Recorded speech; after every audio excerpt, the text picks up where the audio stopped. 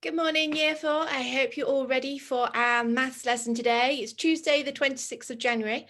Today, we are going to start off with some mixed arithmetic. So hopefully you've all got your maths brains all ready to go. So I'll share my screen with you all now, and then let's have a go at working through those together. So let's go and swap it over and everyone will be able to see the same. Here we go then, guys. So today I have got 4 calculations for you. I've got some I've suggested to start with a mental method, and I've got a second pair there, which I think actually you probably would want to use a written method for. Have a little go with them and we will work through them together. So off you go, pause the video. Right, hi guys, you're all welcome back.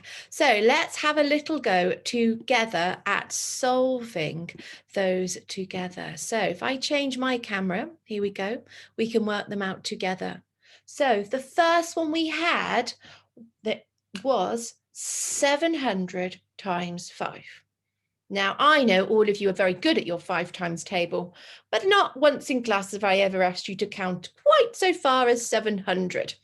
But we can do what we do know. So if I know 7 times 5, and I all know you can do that one is 35, I can use that knowledge to help me now solve.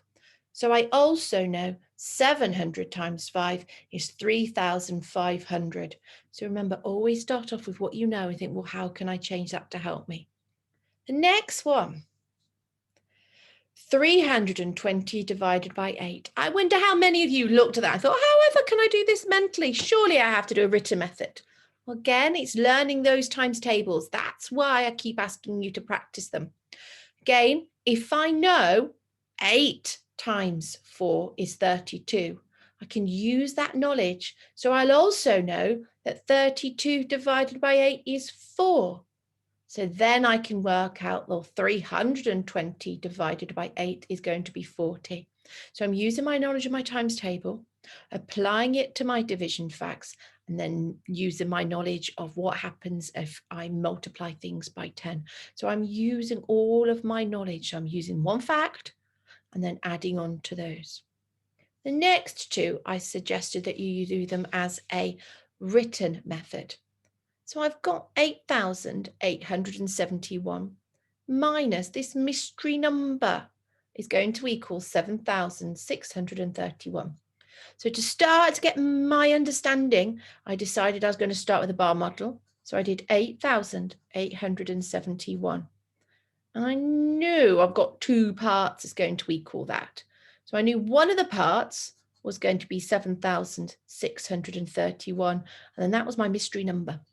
So it was just a way of me making sure I understood my calculation.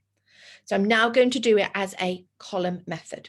So I'm going to do 8,871 subtract 7,631. And then this answer will give me that mystery number that I'm trying to find. So 1 subtract 1, oh, that's easy. There's going to be nothing left. 70 subtract 30 is going to be 40. 800 subtract 600 is 200. And finally, 8,000 subtract 7,000 is 1,000.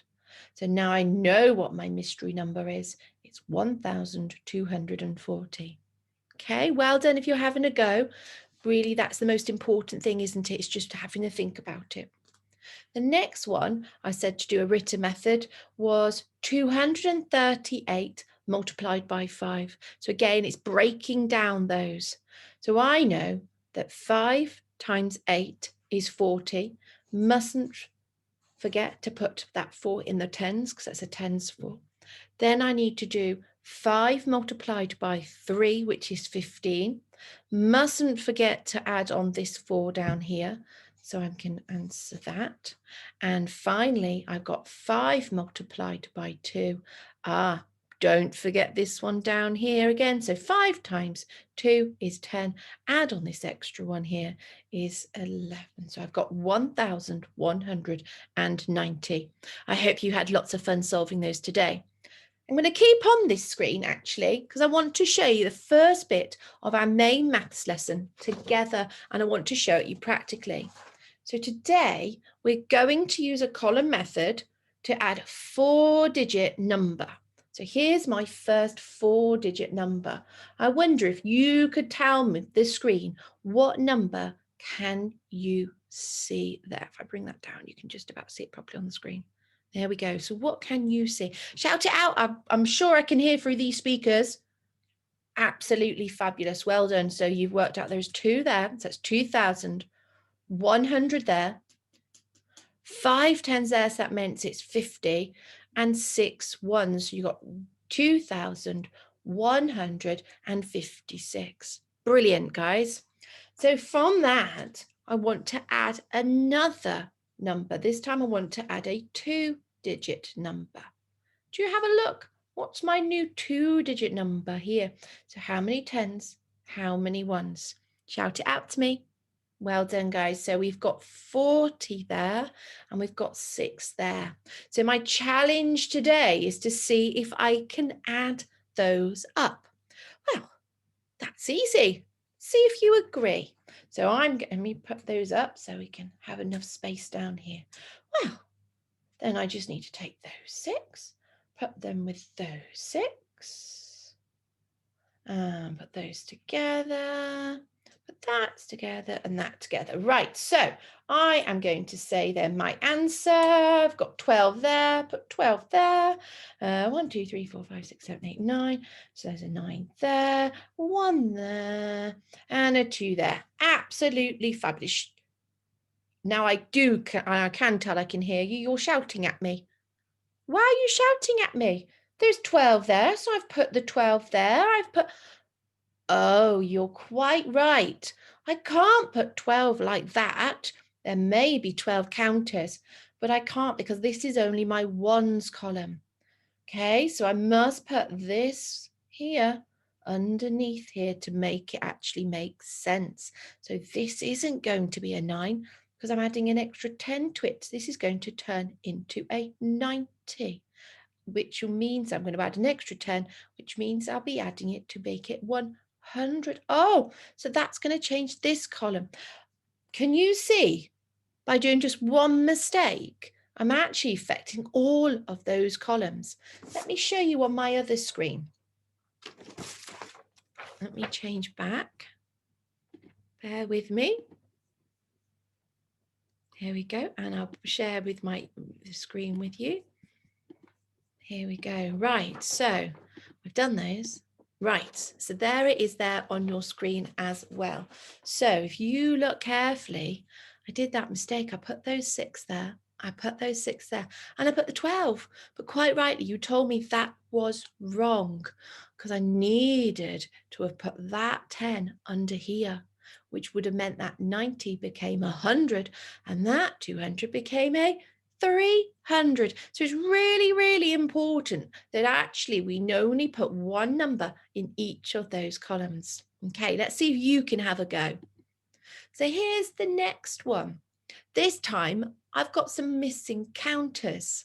Could you have a little go at thinking, what are my missing counters going to be for this one? Pause the video and have a go.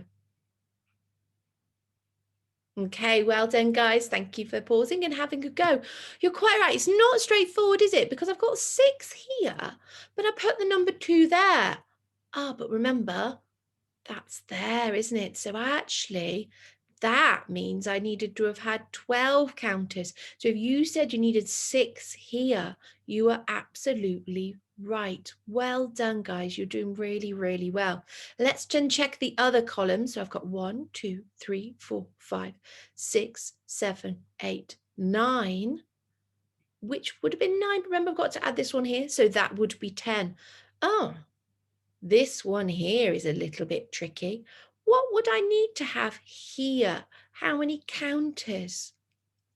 Well done, guys. If you just said 4, you're quite right. It would have been 4 counters because don't forget, we've got this extra 100 here that we are going to be adding in. And what about this last column? You're right, we are missing one more counter.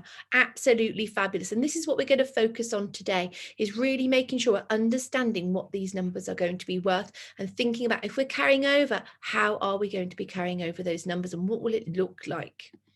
So for our do it today, I'm wanting you to draw the missing counters. You must have a 4-digit and a 2-digit number. So look really, really carefully. Don't go an easy option and start making them all 4-digit add 4-digit or 4-digit add a 3-digit. Really look carefully. Now, you don't have to print out the sheet. If you can't, you could draw it on a piece of paper, and that's absolutely fabulous. And I'll be really excited to see what you manage to do with those. So well done, guys. So look carefully at those. Find out where the missing counters are and draw them in to make sure these numbers are going to be correct. Now, to make it a little bit trickier, you might see I haven't done any of the carryover numbers. You're going to have to work out where they need to go.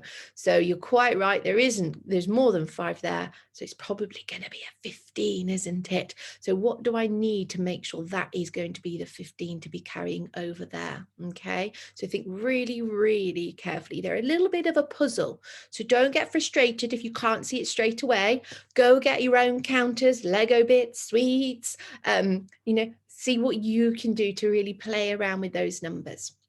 When you've done your do it, have a little look at the secure it. You're really, really good at your secure it. It's been really excited about how many of you are venturing onto these.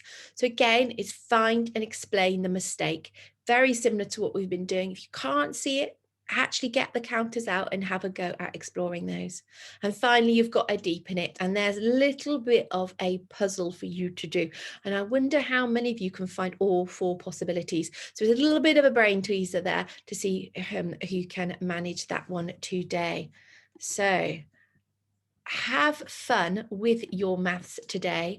Don't get frustrated if you don't see it straight away. It is a little bit of a puzzle maths session today. So see what you can do, see what you can solve. At any point that you get stuck, remember, go and get maths practically. It's how we'd be doing it in class. We wouldn't be just doing it on a piece of paper. We would be getting the counters out. I know you don't have the counters at home, but you have, I'm sure, got some Legos, some Cheerios, some buttons, some coins, some sweets, something that you will be able to use to really help you with your maths. Okay, so have fun, really enjoy it today, and see who can crack their puzzles. Okay, see you all tomorrow. Bye.